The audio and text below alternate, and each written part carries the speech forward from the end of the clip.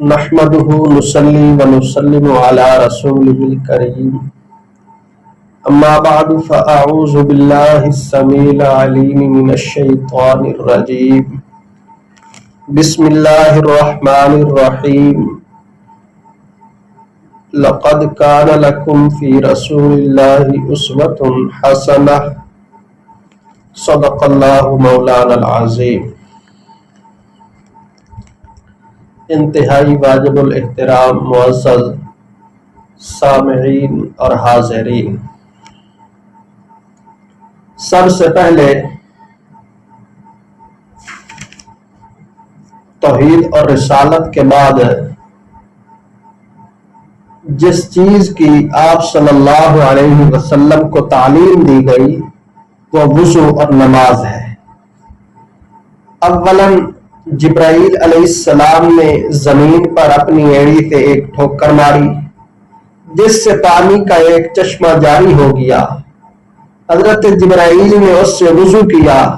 اور آپ صلی اللہ علیہ وسلم دیکھتے رہے۔ اس کے بعد آپ صلی اللہ علیہ وسلم نے بھی اسی طرح وضو فرمایا۔ پھر حضرت جبرائیل نے 2 رکعت نماز پڑھائی اور آپ صلی اللہ علیہ وسلم نے اقتدا کی۔ وضو اور نماز سے فارغ ہو کر آپ صلی اللہ علیہ وسلم گھر تشریف لائے اور حضرت خدیجہ رضی اللہ تعالی عنہا کو وضو اور نماز کی تعلیم دی۔ جب آپ صلی اللہ علیہ وسلم نے تبلیغ اور تعلیم کا یہ سلسلہ شروع فرمایا تو عورتوں میں سے سب سے پہلے حضرت خدیجہ رضی اللہ تعالی عنہا، مردوں میں سب سے پہلے حضرت ابوبکر صدیق، بچوں میں سب سے پہلے حضرت علی، غلاموں میں سب سے پہلے حضرت بلال، اور آزاد کردہ غلاموں میں سے سب سے پہلے حضرت زید بن حارثہ رضی اللہ تعالی عنہم نے اسلام قبول کیا، جس کی تھوڑی سی تفصیل اس طرح سے ہے کہ سب سے پہلے آپ کی حرم محترم صدیقۃ النساء خدیجۃ الکبریٰ رضی اللہ تعالی عنہا نے اسلام قبول کیا، اور سوموار کے دن شام کے وقت سب سے پہلے آپ صلی اللہ علیہ وسلم کے ساتھ نماز پڑھی، اور پھر ورقہ بن نوفل مشرف با اسلام ہوئے۔ اس کے بعد حضرت علی کرم اللہ وجہہ، جو ایک عرصے سے آپ کی تربیت کے اندر تھے، 10 سال کی عمر میں اسلام لائے، اور بعثت سے اگلے روز منگل کے دن آپ صلی اللہ علیہ وسلم کے ساتھ نماز پڑھی۔ یہاں ایک درمیان میں گزارش کروں کہ حضرت علی رضی اللہ تعالی عنہ آپ کی آغوش اور آپ کی تربیت کے اندر، پرورش کے اندر تھے۔ اس کی وجہ یہ ہے کہ ایک بار مکہ مکرمہ میں کہا سالی ہوئی تو حضرت صلی اللہ علیہ وسلم نے اپنے چچا حضرت عباس سے فرمایا کہ ابو طالب کثیر العیال ہے اور زمانہ کا سالی کا ہے،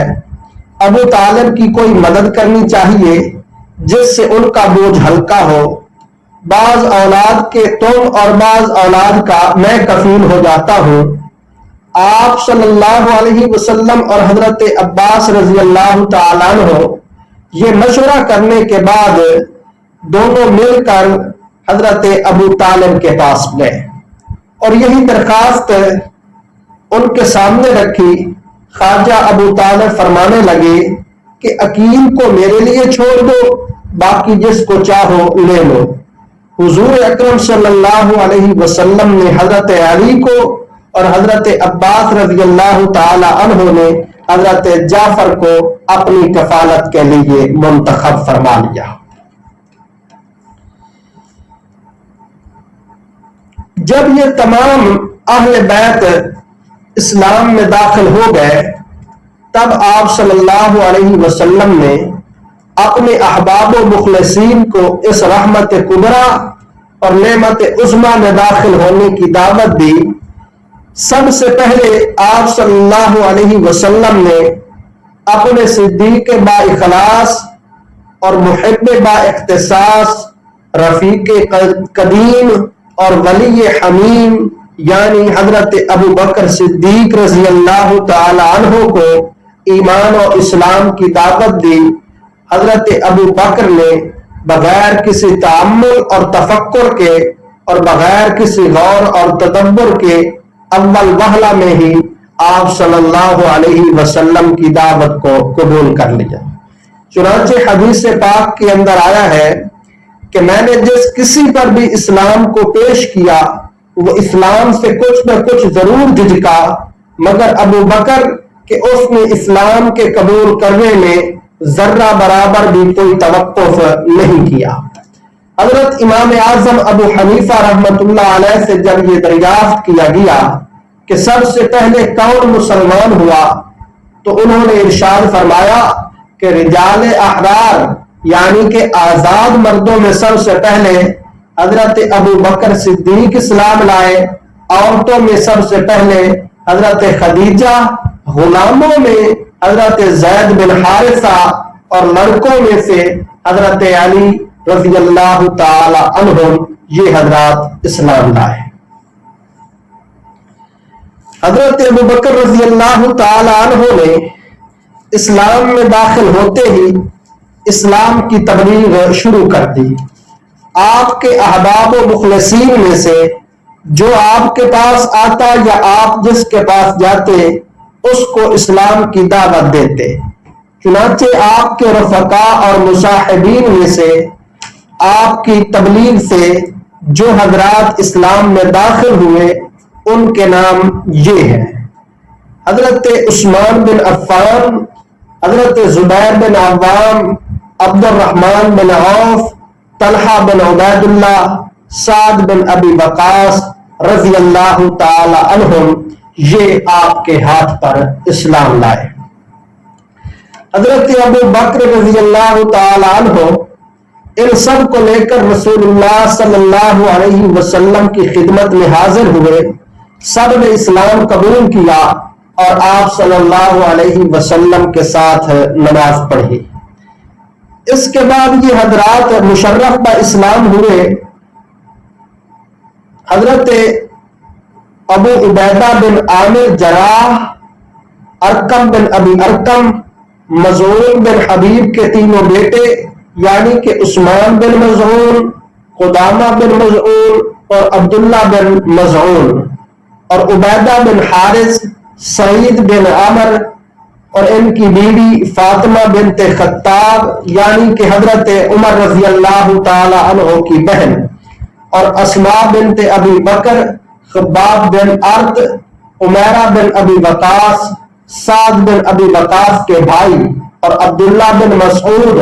مسعود بن قاری، سلید بن عمر، عیاش بن ربیعہ اور ان کی بیوی اسماء بنت سلامہ،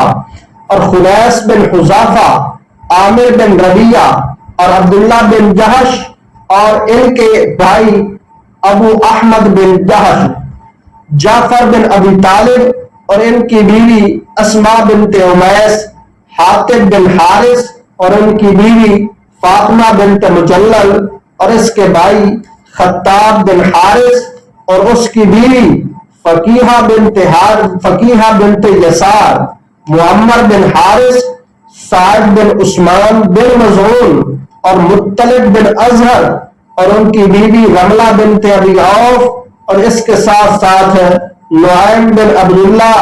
عامر بن فہیرہ، یہ حضرت ابو بکر رضی اللہ تعالی عنہ کے آزاد کردہ غلام تھے۔ ان کے علاوہ خالد بن سعید بن عاص اور ان کی بیوی امیہ بنت خلف اور حاتم بن عمر، ابو حذیفہ، عتبہ اور واقد بن عبداللہ اور بکیر بن عبد یعلیل کے چاروں بیٹے خالد، عامر، عاقل اور عیاس، اور اس کے ساتھ ساتھ حضرت عمار بن یاسر، سہیب بن سنان، عبداللہ بن جدعان کے آزاد کردہ غلام، یہ حضرات جو ہے وہ مسلمان ہوئے شروع کے اندر رضی اللہ تعالی عنہم اجمعین۔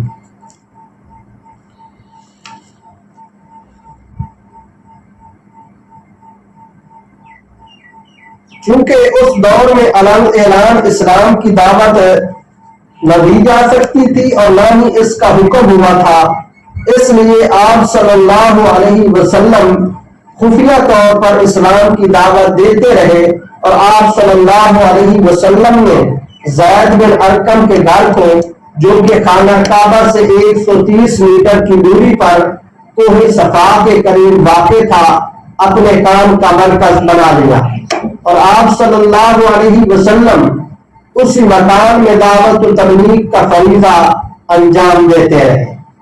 اور اسلام قبول کرنے والوں کی خصوصی تربیت بھی اسی مکان کے اندر آپ صلی اللہ علیہ وسلم فرماتے رہے۔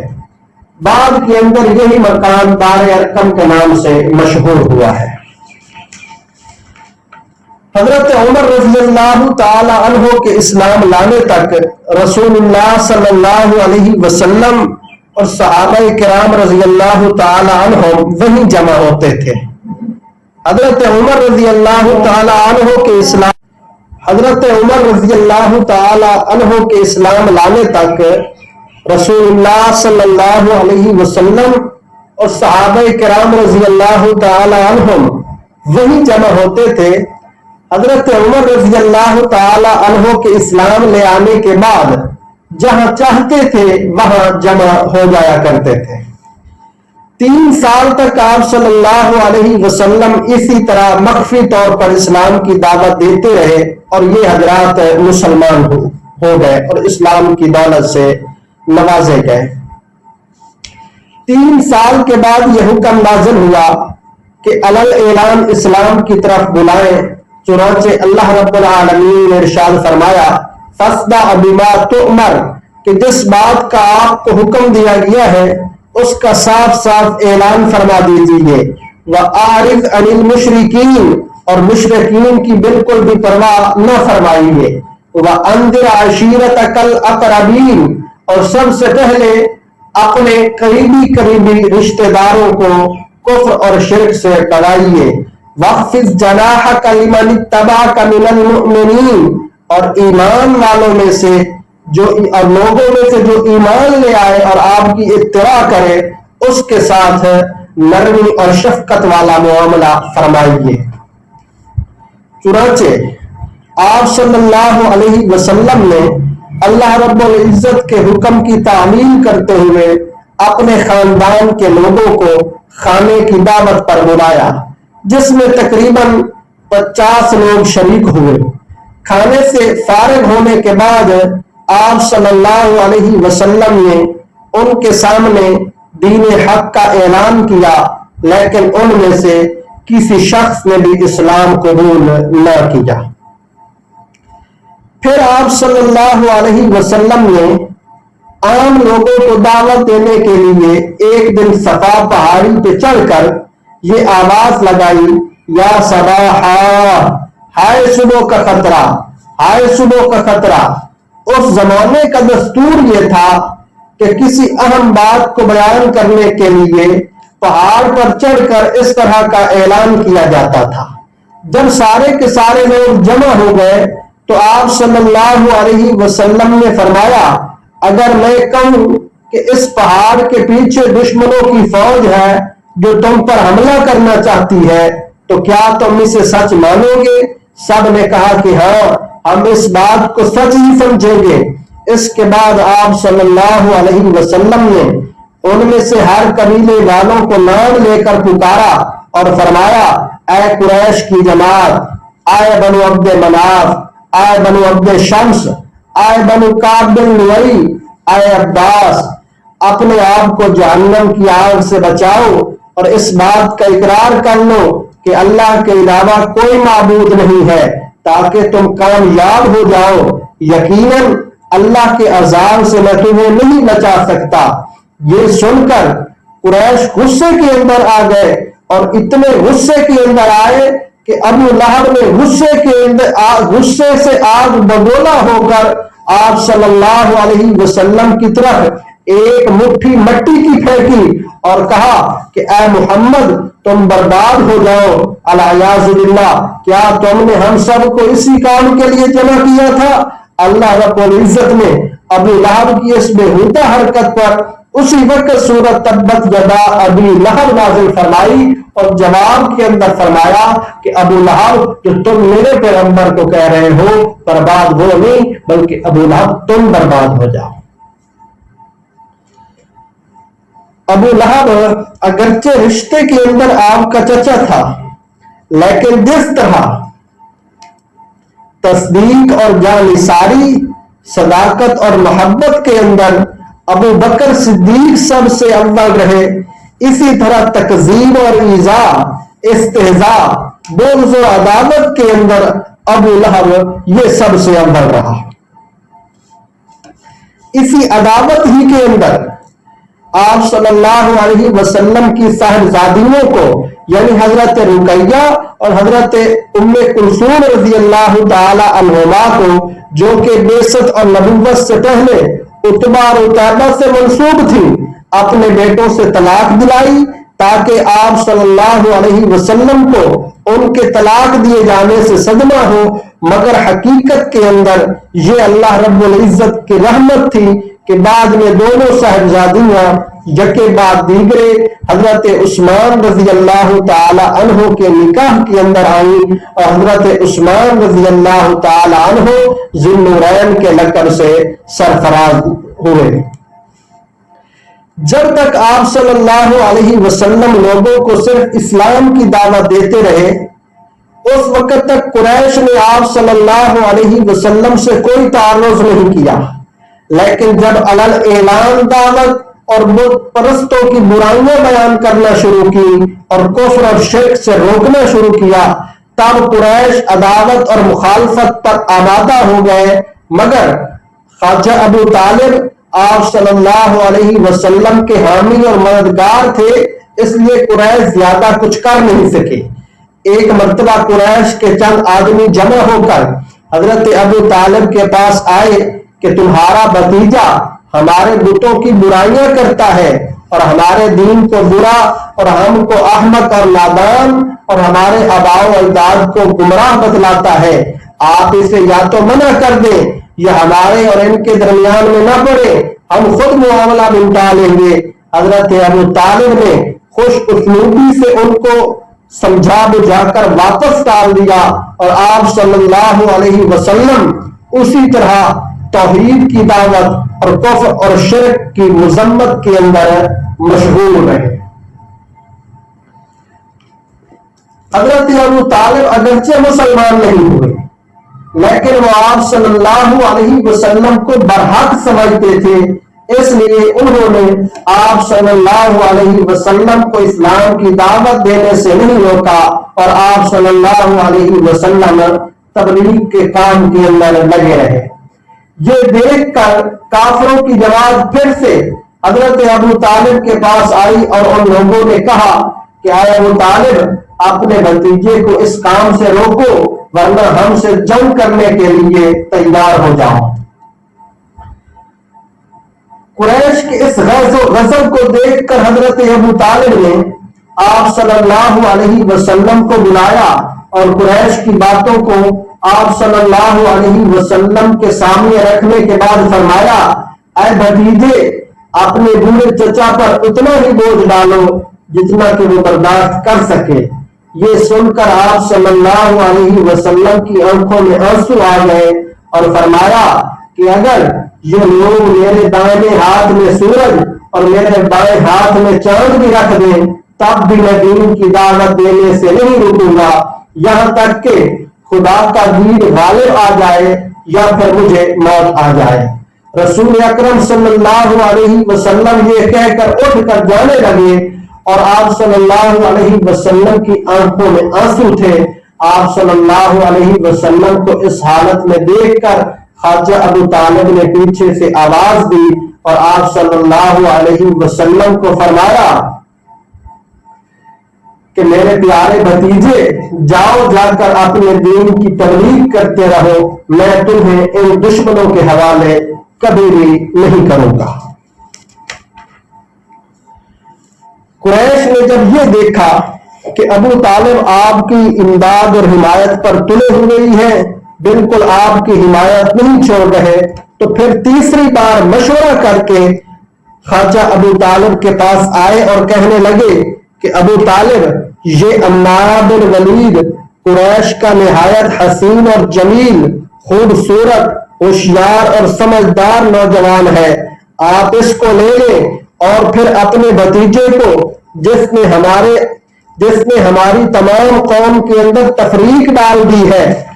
اس کو ہمارے حوالے کر دیں تاکہ ہم ان کو قتل کر کے اس مصیبت سے قوم کو نجات دلائیں۔ ابو طالب نے سن کر کہا کہ واہ، یہ کیسے ممکن ہو سکتا ہے کہ اپنے پالے ہوئے بیٹے کو قتل کے لیے تمہارے حوالے کر دو اور تمہارے بیٹے کو لے کر پالو اور پرورش کر دو، خدا کی قسم یہ کبھی نہیں ہو سکتا۔ جب ابو طالب نے یہ کہا تو مطعم بن عدی نے کہا کہ ابو طالب، خدا کی قسم آپ کی قوم نے ایک عادلانہ اور منصفانہ رائے اور اس مصیبت سے رہائی کی ایک بہترین صورت آپ کے سامنے پیش کی، مگر آپ نے یہ قبول نہیں کیا۔ ابو طالب یہ سن کر کہنے لگے کہ خدا کی قسم میری قوم نے میرے ساتھ بالکل انصاف نہیں کیا، جو تم سے ہو سکتا ہے وہ کر گزرو، لیکن میں اپنے بھتیجے کی حمایت سے باز نہیں آؤں گا۔ قریش مکہ جب ابو طالب سے بالکل لا امید ہو گئے تو کلم کلا مخالفت پر آمادہ ہوئے، اور جس قبیلے میں کوئی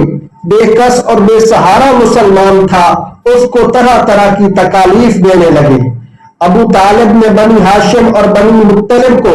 رسول اللہ صلی اللہ علیہ وسلم کی نصرت اور حمایت کی دعوت دی۔ ابو طالب کی اس آواز پر سارے کے سارے بنی ہاشم اور سارے کے سارے بنی مطلب نے لبیک کہا۔ بنی ہاشم میں سے صرف ابو لہب جو ہے یہ آپ صلی اللہ علیہ وسلم کے دشمنوں کے ساتھ شامل ہوا، اس کے علاوہ کوئی بھی شامل نہ ہوا۔ احادیث کے اندر آتا ہے کہ نبی کریم صلی اللہ علیہ وسلم جب بازار عکاظ اور بازار ذی المجاز کے اندر لوگوں کو دعوت دیا کرتے تھے، یا ایھا الناس قولوا لا الہ الا اللہ تفلحوا، اے لوگو لا الہ الا اللہ کہہ دو کامیاب ہو جاؤ گے۔ تو یہ ابو لہب جو ہے یہ پیچھے سے آ کر کہا کرتا تھا، لوگوں یہ شخص سابی ہو گیا ہے۔ سابی اس وقت بے دین کو کہا کرتے تھے، تو یہ ابو لہب پیچھے سے آ کر کہا کرتا تھا کہ یہ شخص سابی ہو گیا ہے، بے دین ہو گیا ہے اور یہ شخص جھوٹ بولتا ہے۔ اس حد تک آپ صلی اللہ علیہ وسلم کی مخالفت کیا کرتا تھا۔ اور جب آپ صلی اللہ علیہ وسلم لوگوں کو دعوت دیا کرتے تھے کہ یا ایھا الناس ان اللہ یأمرکم ان تعبدوہ ولا تشرکوا بہ شیئا، اے لوگو اللہ تم کو یہ حکم دیتا ہے کہ صرف اسی کی عبادت کرو اور اس کے ساتھ کسی کو شریک نہ ٹھہراؤ۔ تو ابو لہب آپ کے پیچھے پیچھے یہ کہتا پھرتا تھا، یا ایھا الناس ان ھذا یأمرکم ان تترکوا دین آبائکم، کہ اے لوگو یہ شخص تم کو حکم دیتا ہے کہ اپنے آباء و اجداد کا دین چھوڑ دو، لہذا اس کی بات نہ مانو۔ تو اس حد تک جو ہے ابو لہب آپ کی مخالفت کیا کرتا تھا۔ جب قریش مکہ کی پہلی تدبیر ناکام ہو گئی تو انہوں نے اپنے سردار عتبہ بن ربیعہ کو آپ صلی اللہ علیہ وسلم کے پاس بھیجا تاکہ وہ آپ صلی اللہ علیہ وسلم کو ہر قسم کی دنیاوی لالچ دے کر اسلام کی تبلیغ سے خاموش کر دے۔ عتبہ آپ صلی اللہ علیہ وسلم کے پاس آیا اور کہا، اے بھتیجے، تم حسب و نسب کے اعتبار سے قوم میں سب سے اچھے ہو، اس کے باوجود تم نے اپنی جماعت میں اختلاف پیدا کر دیا ہے۔ تم ان کے معبودوں کو برا بھلا کہتے ہو اور آباء و اجداد کو جاہل سمجھتے ہو، لہذا اگر اس نبوت کے دعوے سے تمہارا مقصد مال جمع کرنا ہے तो हम सब मिलकर तुम्हें इतना माल देंगे कि तुम सबसे मालदार हो जाओगे। अगर इस दावत से तुम्हारा मकसद सरदारी का हुसूल है तो हम सब तुमको अपना सरदार मानने के लिए तैयार हैं, और अगर इस दावत से तुम्हारा मकसद बादशाह बनना है तो हम सब तुमको अपना बादशाह तस्लीम करते हैं। और अगर तुम सब ये बातें किसी दिमागी खराबी या पागलपन की वजह से कहते हो तो हम तुम्हारा इलाज कराने के लिए भी तैयार है। उतबा जब गुफ्तगू से फारिग हुआ तो आप सल्लल्लाहु अलैहि वसल्लम ने उसे सूरह हामीम की इब्तिदाई आयात पढ़कर सुनाई, जिनको सुनने के बाद उतबा दम बखुद हो गया और कुफार की जमात के पास जाकर बोला कि जो कलाम मैंने सुना है ना तो वो जादू है और ना ही वो शायरों और काहनों का कलाम है, लिहाजा तुम उस शख्स को अपना काम करने दो, क्योंकि उसके कलाम में ऐसी तासीर है कि एक ना एक दिन वो जरूर इस कलाम के जरिए से गलबा हासिल कर लेगा। ये सुनकर कुफार कहने लगे कि मोहम्मद सल्लल्लाहु अलैहि वसल्लम ने उतबा पर भी जादू कर दिया है। अल्लाह याज़ु बिल्लाह।